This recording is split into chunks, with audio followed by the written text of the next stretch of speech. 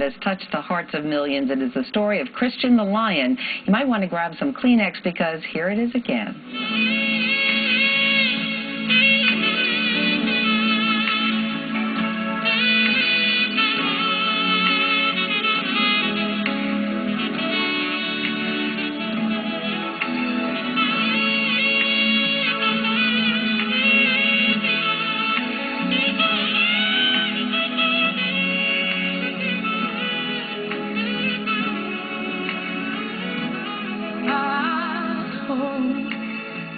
Life treats you kind, and I hope you have all you dreamed of,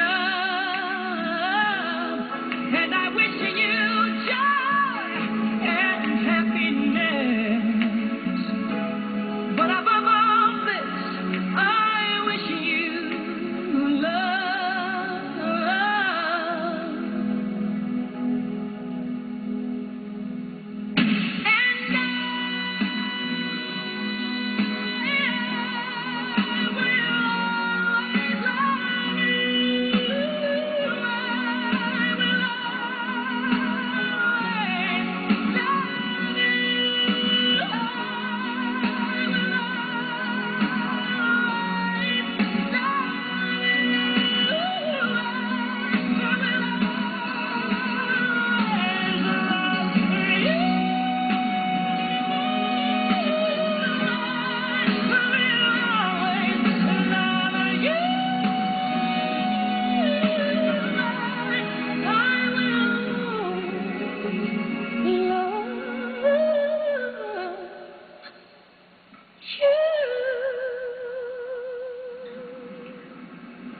And John Rendell and Ace Bork were the guys in that video. They are in Sydney, Australia. Gentlemen, thanks for being with us. And I got to tell you up front, I was one of those people who wept like a baby when I saw that video, one of millions.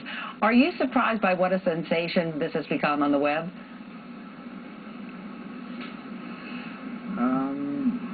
It is pretty extraordinary footage and quite humbling, but it's sort of very beautiful, the response. What do you mean when you say quite humbling? Well, I suppose 35 years later to find that people are so fascinated by it and have so enjoyed it is it's slightly overwhelming that it's kind of now how many people have viewed it. And all the comments on the YouTube site, they're so positive. It is marvelous that so many people are getting so much enjoyment out of it. You know, John, take me back to 1969, because back then you could actually buy exotic animals at Harrods. But what possessed you guys to purchase a lion cub?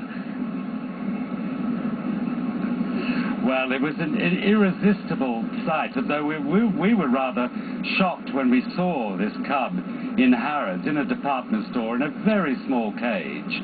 And not only was he totally entrancing, but we just thought, no, we must be able to do something better for him. He can't stay in a cage of this size. And we're looking at a picture of him at the back of a Bentley, I think it was. He became a fixture in London in those days. Well, I think we were living in the World's End. We were working in a pine shop, which was very trendy furniture shop at the time, in a very trendy part of London, the end of the 60s, beginning of the 70s. It was a very creative, very exciting time to live in London, and it almost seemed natural to have a lion and to have him sitting in the back of the car going up and down the King's Road. Only thing is, lions do grow up. Cubs become grown lions, and he went from 35 pounds to 185. You realized you had to take him back to Africa. You hoped that you could reintroduce him to the wild, and thanks to George Adamson, the wildlife conservationist, you were able to do that. Then you go back a year later to see Christian, not knowing what his reaction is going to be. When we see this grainy footage of him, he looks at you, and then he starts running at you. At that moment, were you scared? No, not at all. We had such a beautiful relationship with him, and there was such trust between us and such love. So, and he ran towards us with such love and excitement in his eyes, and we felt exactly the same way. We were just so excited to see him looking so big and healthy, and that the story had just turned out so beautifully when it could have had a very different ending. So you can see in that clip his body language. You know, when he first starts seeing us, he's looking, is it us, and then suddenly he says, right, this is them, and then down he comes. And there was not a moment that we ever doubted that it was going to be a wonderful greeting. There was, certainly no, people said, weren't you ever scared or thought it might be in any way different? We never doubted it, and I think that's what you see in the footage. Yeah, but you didn't know whether the big wife... and heavy. Yeah. You didn't know whether his wife might see his lunch meat, though. Meredith, no. Well, could have happened, guys, When was the last time that you saw Christian? It was 74 was the last time we saw him, and by which time he was double that size, still recognized us.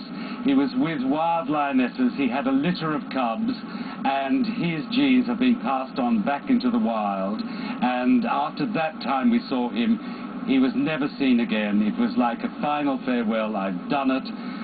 He was completely integrated back into the wild. And John, I know that you're involved in conservation. What do you hope that people will take away from this YouTube experience?